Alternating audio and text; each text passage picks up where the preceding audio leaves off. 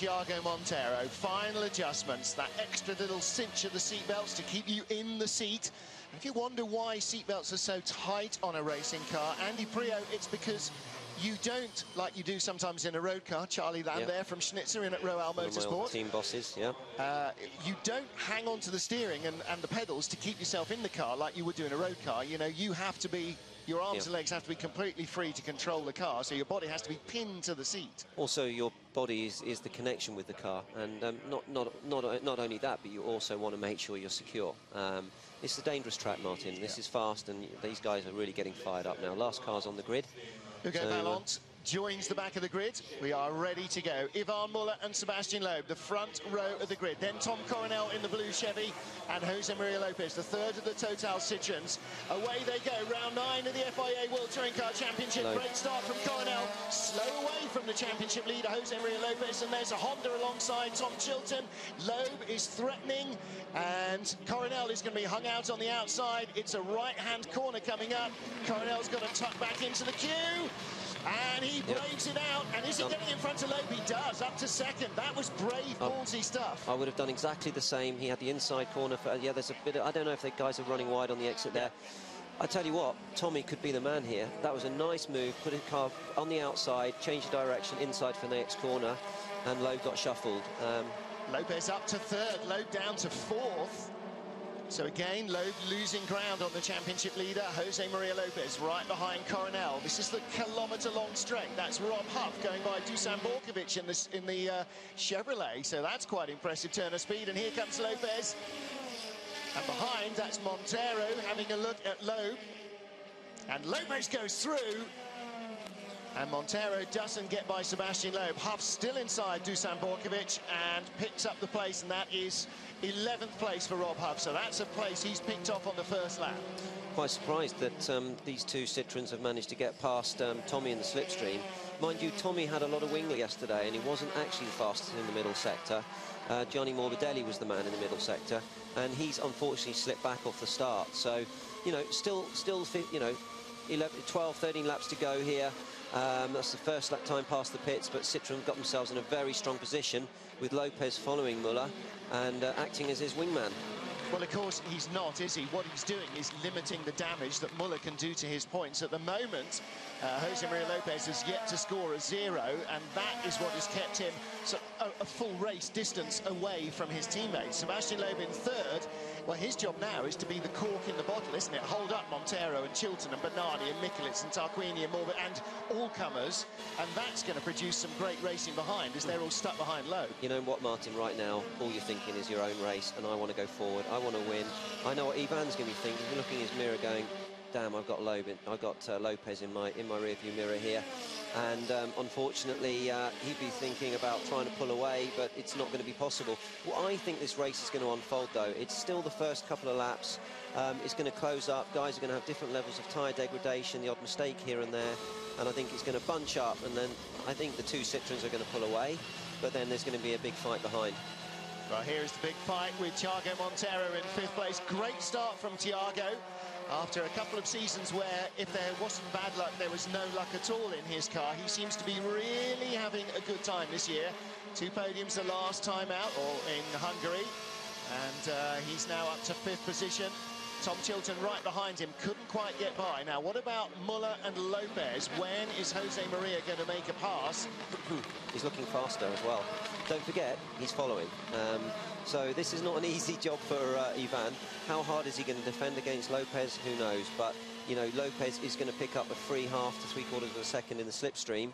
And Ivan's going to have to push and squeeze to try and pull away. And, that, you know, Ivan's a clever guy. He knows this is, you know, a relatively long race, and he's got to look after that front left. Unfortunately, Valente into the pits there. And behind him, Dusan Borkovic as well. Both Campos cars were damaged in qualifying shunts. We saw both of those just before the race. They're both back in with problems. Borkovic out of 16th, Ballont out of 19th. So Muller and Lopez 1 second away from Coronel and Loeb. And then Montero, Chilton, Benani. We're on board with Tom Chilton looking inside at turn 9. He looks faster. I think he'll get through. You know, the Chevrolet is very, very slippery. And actually, Tom yesterday was very, very quick. Was unlucky on one of his fastest laps in qualifying not to make the top 5. Got caught with a slower car and, you know, in the slipstream. So Tom's been very, very quick this weekend. And he's looking quite racy, I would say, at the moment. Well, floor loose on Vallon's car, and Borkovic also with, I'm sure, knock-on problems from that incident. The Hondas looking closer to the pace in race trim than they were in qualifying. Muller and Lopez as close as you like. Coronel still not able to catch them. Sebastian Loeb just staying out of harm's reach. Tiago Montero's got his mirrors full, and we're 2 cars further back with Gabriele Tarquini, who's got Gianni Morbidelli breathing down his neck in another Chevrolet. So the cars really at this track for the first time all season looking almost even in terms of pace. Citroën running away, and nobody else seems to have the upper hand either. Yeah, the big races between, you know, 4th and 8th and 9th, 10th place, you know, with Morbidelli and Tarquini. I'm actually surprised Morbidelli's lost some places off the start, and he doesn't look mega racy at the moment. But Martini may have started with a slightly lower tyre pressure, you know, trying to look after the tyre and being clever. Who knows? You know, this race is going to unfold. We know the front tyres are going to get worked really hard. There's a couple of guys lining up there for a slipstream now.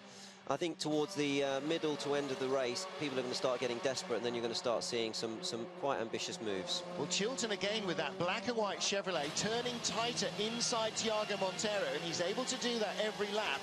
But, Andy, is that going to use his tyres more than Montero, who's taking a more conventional line? It is. I think also Tom's trying to get a little bit out of the toe to try and get a bit more air on the splitter to save the tyre. So he's running a slightly unconventional line and picking up some grip.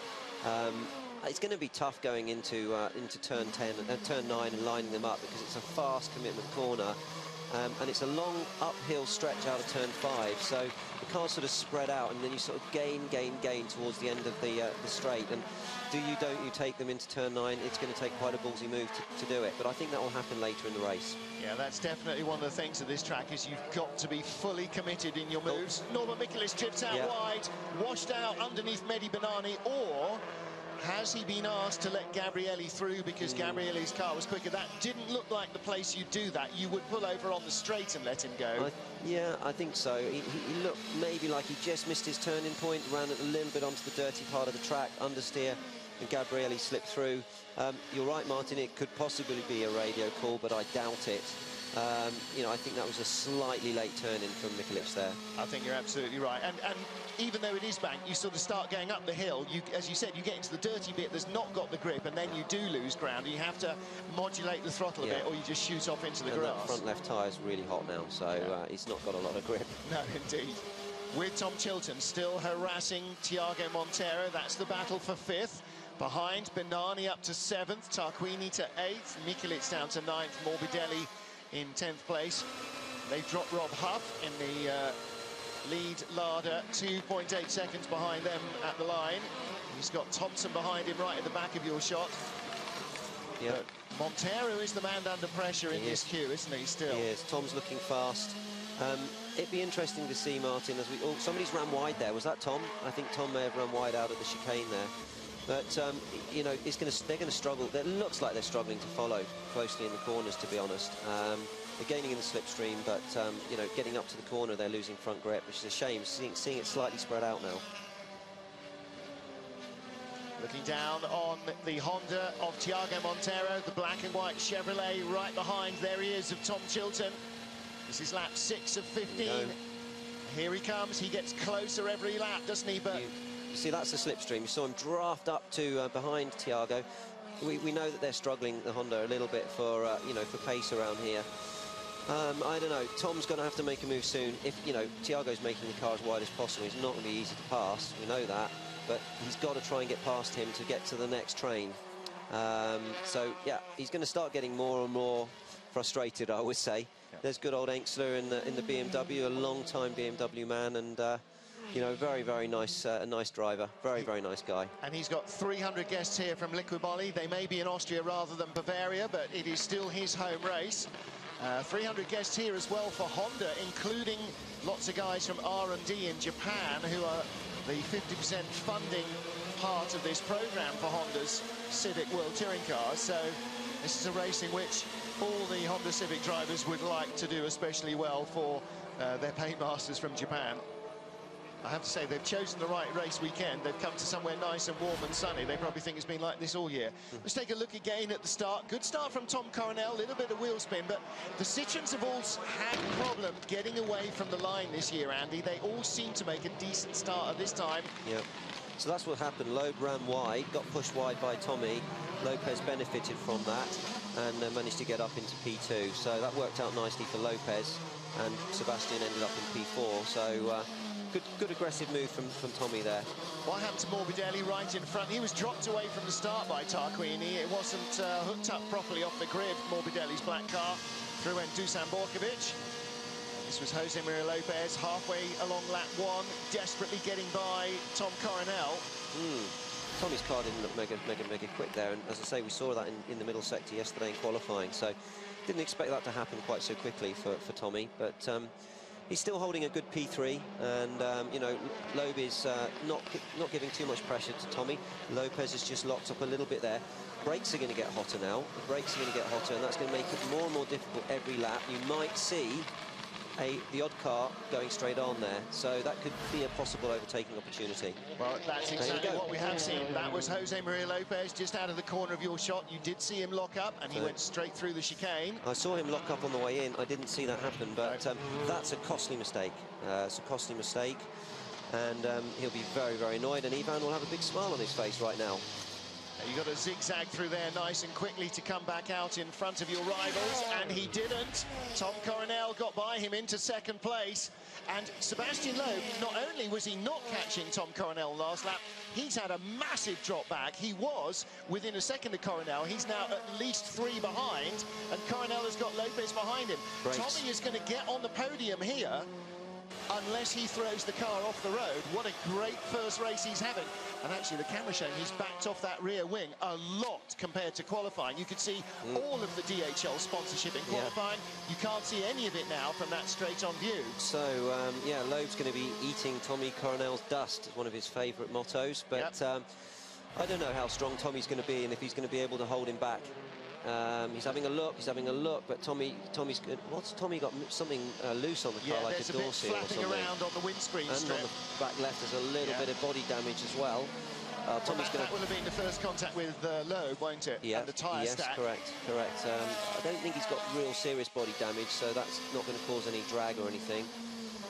Looks like you know, Lopez, you know, I made a mistake, or the brakes are dropping off a little bit, and you know, it's Citroen's first year. They're going to be new to every track they're arriving at, and you know, every track is unique and throws unique challenges. So let's see how this race unfolds. We've got the Wiley Fox, Ivan Muller leading, and as I say, he's going to have a pretty big smile on his face right now. Yeah, he looks in his mirror. There's no more Lopez, and in the distance he can see that it's not a grey and white car, so it's somebody else. Great. Yep. It's another couple of points. It is, yeah. Here's Tom's Chilton. Still having a go here. Wants trying a deeper line to try and come up the inside into the last but one corner, but lost too much time. That didn't work.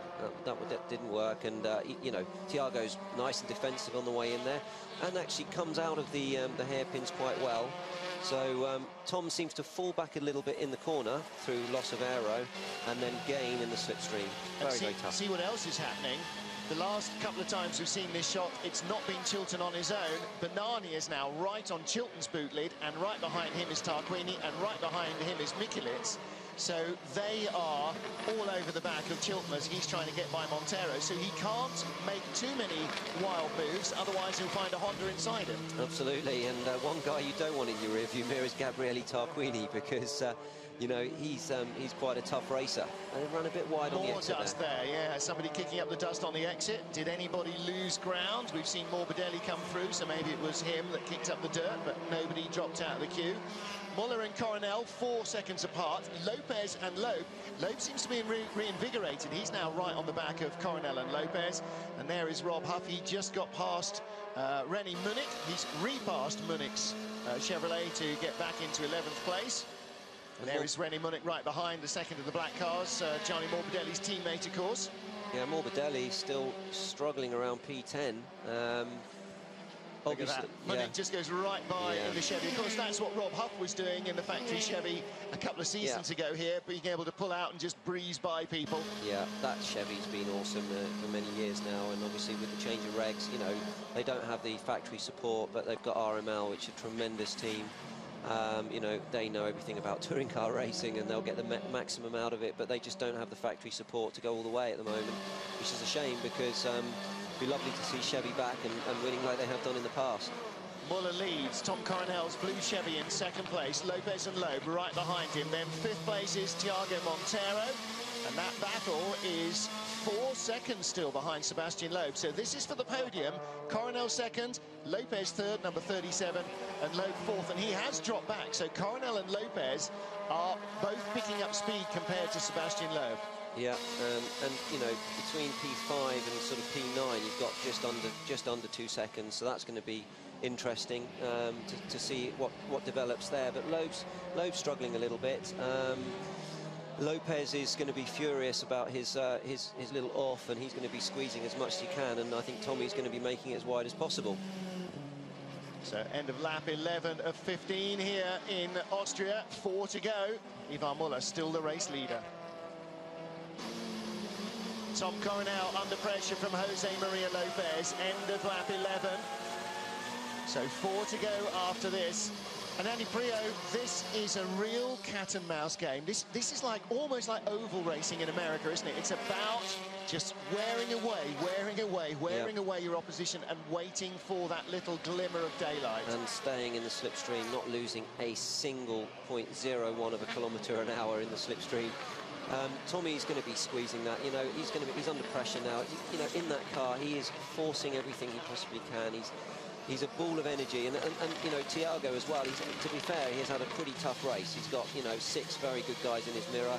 Haven't seen a mistake from him yet, and he's held his position. So, you know, these guys are all pros, and in this situation, they show their class.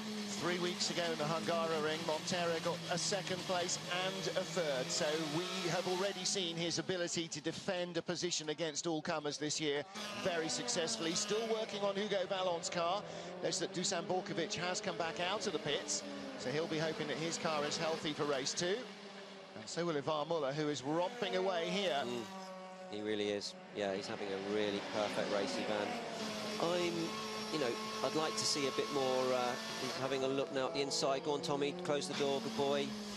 Yeah, Tommy's going to be working really hard. A nice P2 would be great for him today. Still 3 laps to go, but you know, the Citroen's clearly faster, and I think Tommy's got his hands full. It's just going to be a matter of time before he gets picked off, I think, to be honest.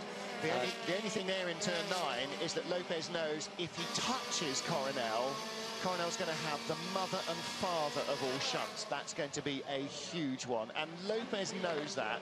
And Andy, as a racing driver, you want to get past, but you know you've got responsibility. In that corner especially, you've got responsibility for the guy in front. If you touch him, you are really putting him in jeopardy. You are, but if you had a Tarquini in your mirror, he wouldn't care about that. Well, you know, he obviously wouldn't be crazy stupid, but he would also let you know he's there.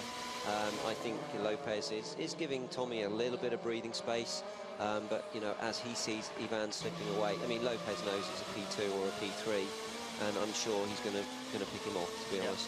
It's a matter of time. Definitely, if he can, he'll take those points.